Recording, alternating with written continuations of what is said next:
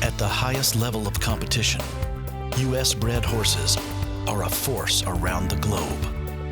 Winning has no boundaries. Welcome to the latest Racing Post Bloodstock Postcast. We're looking ahead to Fasig-Tipton on Tuesday and Keeneland on Wednesday, the breeding stock sales in Kentucky. Fasig-Tipton's a one-day affair and Keeneland runs to the 17th. Seems to me positively boutiquey compared to the gigantic September sale. I'm Andrew Scutson here with Nancy Sexton to look ahead to it.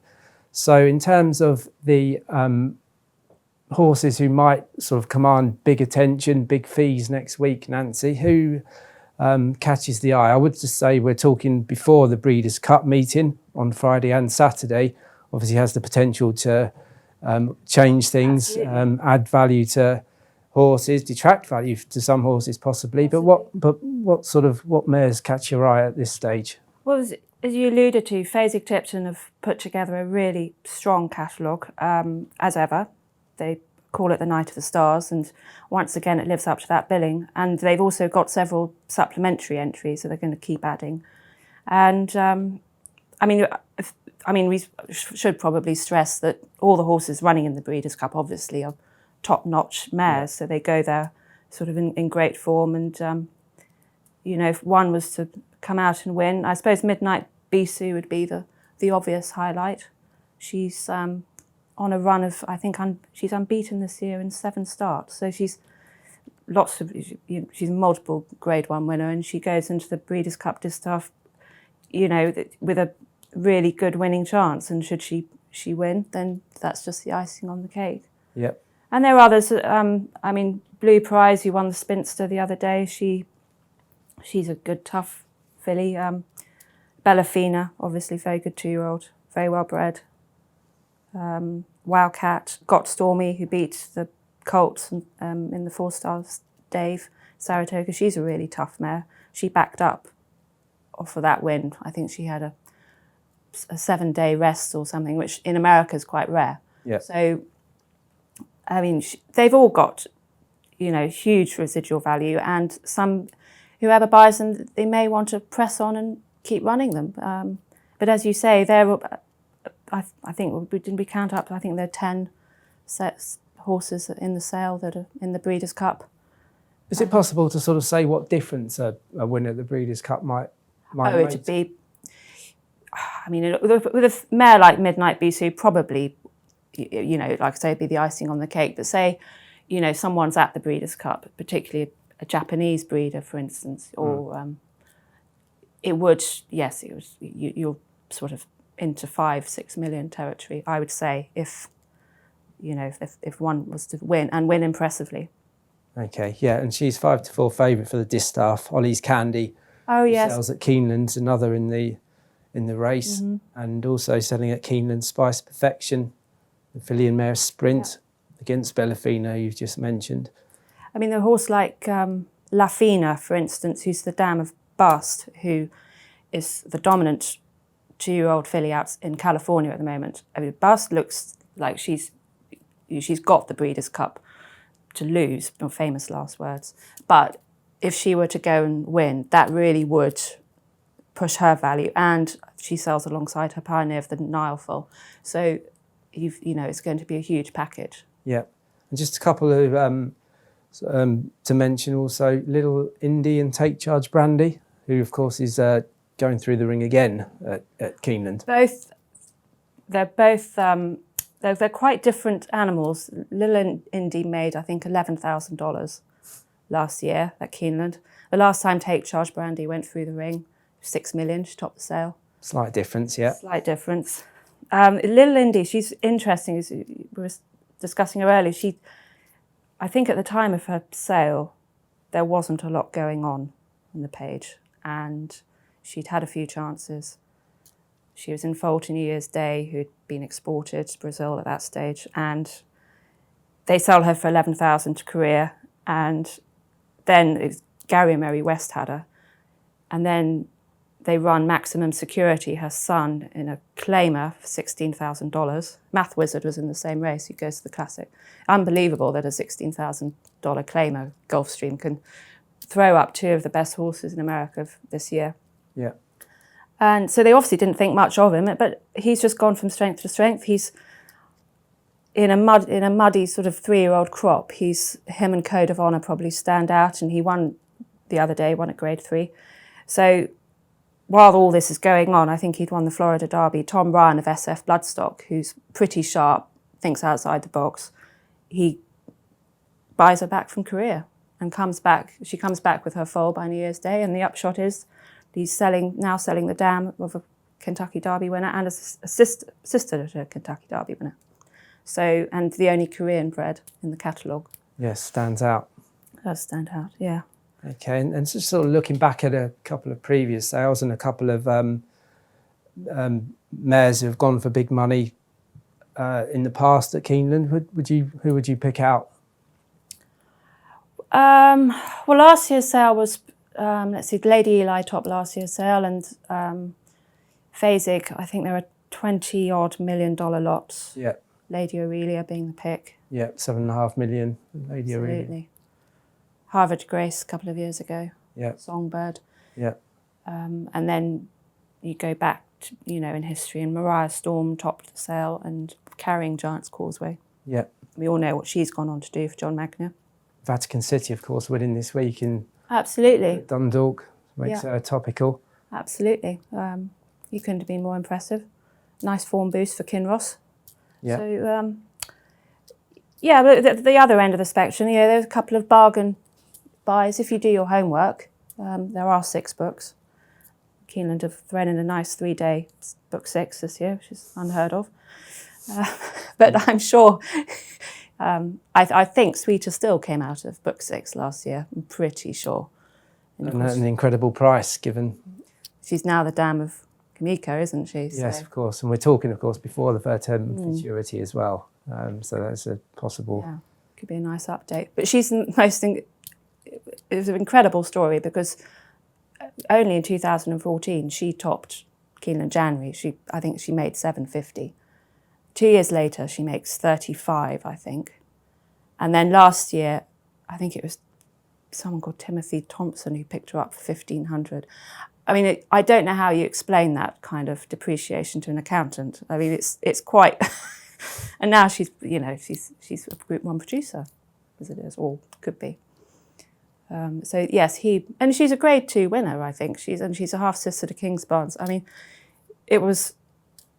Looks easy now. We all missed her. Yeah. But she hadn't produced anything. I remember that she hadn't had a winner before Kamiko, and he was a very nice yearling. Obviously, because David Redford's bought him, but I remember him. He was by far the best she'd produced, and she was in foal on a June cover to one of Calumet's weird horses, something called Optimizer. So what are you going to do with that? If you're European. So and there are others along the way. Walter Hole, of course, another topical one given Technician's victory last weekend. Absolutely.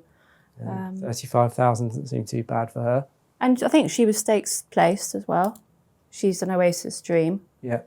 And she was in foal to Noble Mission, who's, he's doing really well. I mean, and on dirt, which, Frankel's little brother who stayed 1.5 miles on turf. I mean, he's probably the best leading second crop sire out there, slightly behind Golden Sense. But if Code of Honour were to win the Breeders' Cup Classic, that would be huge. And vindicates Lane's End decision to send him over. So a big range of prices and opportunities at the lower end as well. Absolutely. Well, there's so many horses, and if you do your homework, you will come up with something. I think Martin Stevens in the Pull-Out, he's pinpointed a few.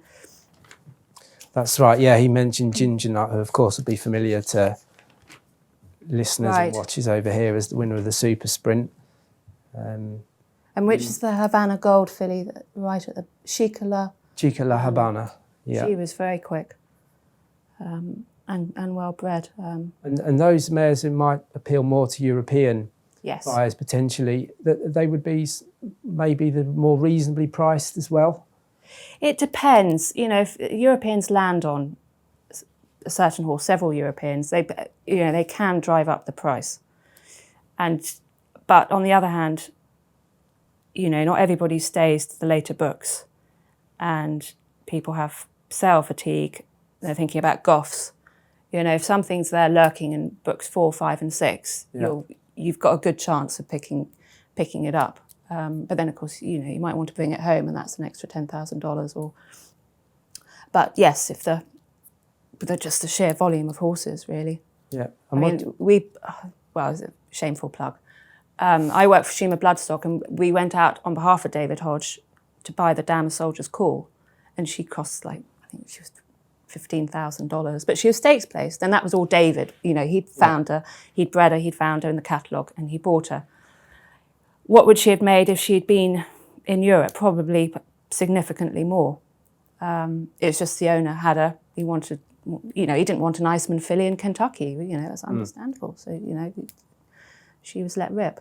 Okay, and sort of the appeal of US breds to European pinhookers and buyers speaking generally these days. I remember when I was growing up, the sort of USA suffix used to be almost obligatory to top horses here, and all horses come to it. See, our Derby winners used to go and stand in America. That's lessened off, but I just wondered whether the influence of certain horses and sires lately might sort of just be turning things the other way. Scat Daddy and Fronts and Kitten's Joy, etc. Yeah, it probably has at the higher end, definitely. As you say, Kitten's Joy, well, he's the leading turf sire out there, has been for several years now. And, you know, obviously had several sons come over to Europe and started the same with Warfront, Scat Daddy. I'm not sure that, you know, pinhookers used to go over there and they could come back with some really obscure things. I'm not sure those days are, you know, they're probably gone, to be honest, in the yearling market. But you never, I mean, the Breeze Up Boys show, you never know what's going to work over here. I mean, who would have thought Dialed In would have sort of captured everybody's imagination over here? You know, Robert Cowell buys 2, they're both stakes winners.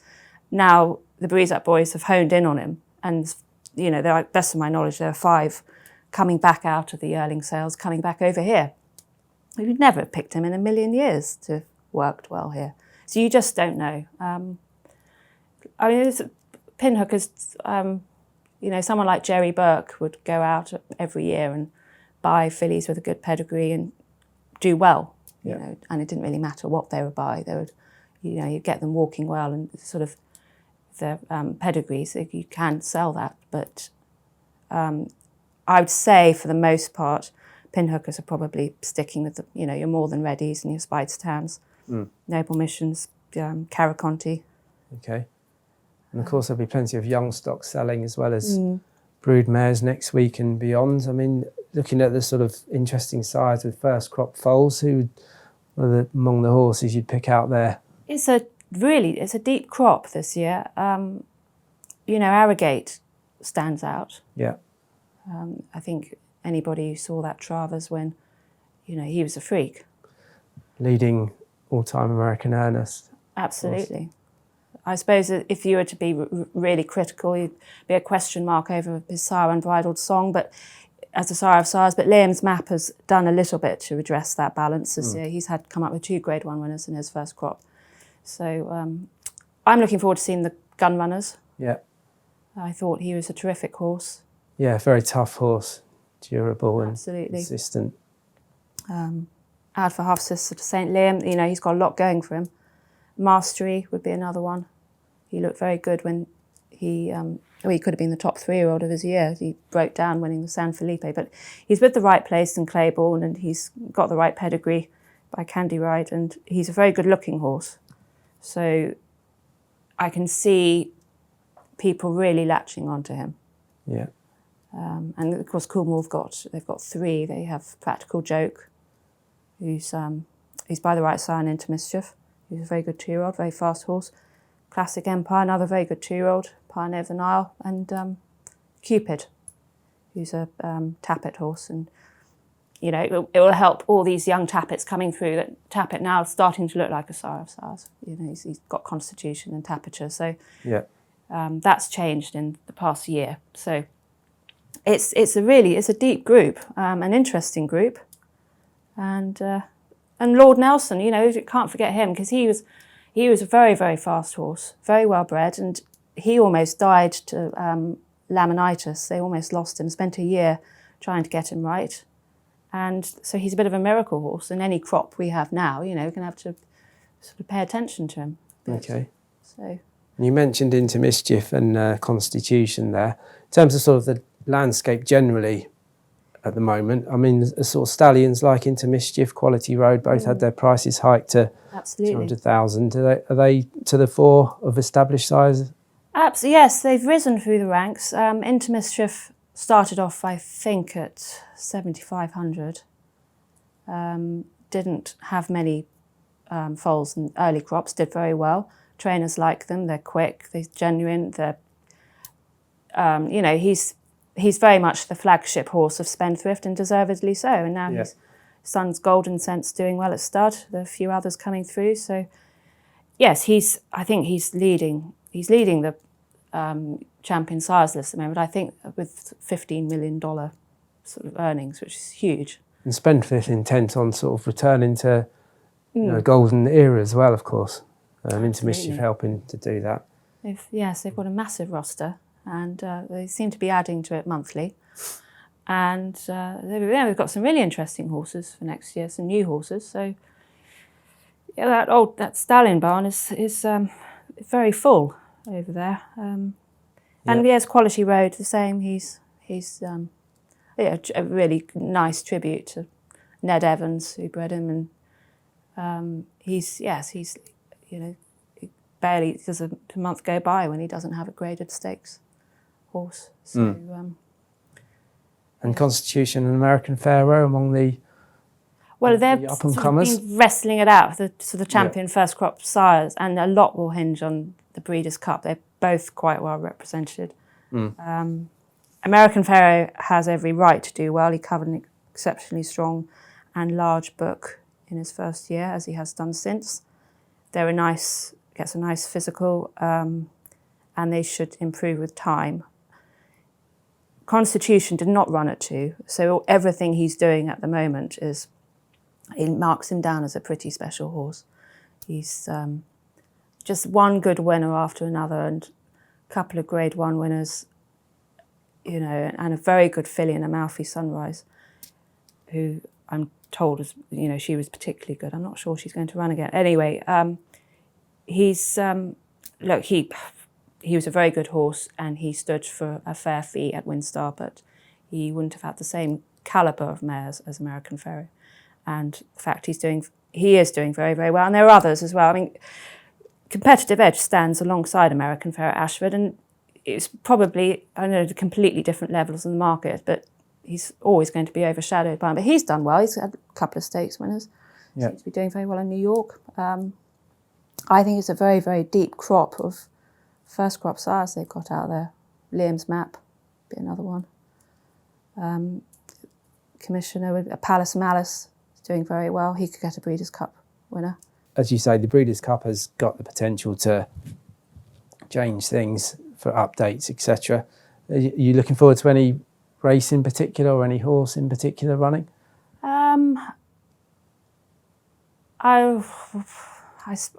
The mile, I suppose. I'm a big fan of Got Stormy. I think she's really tough, as I said, and a classic.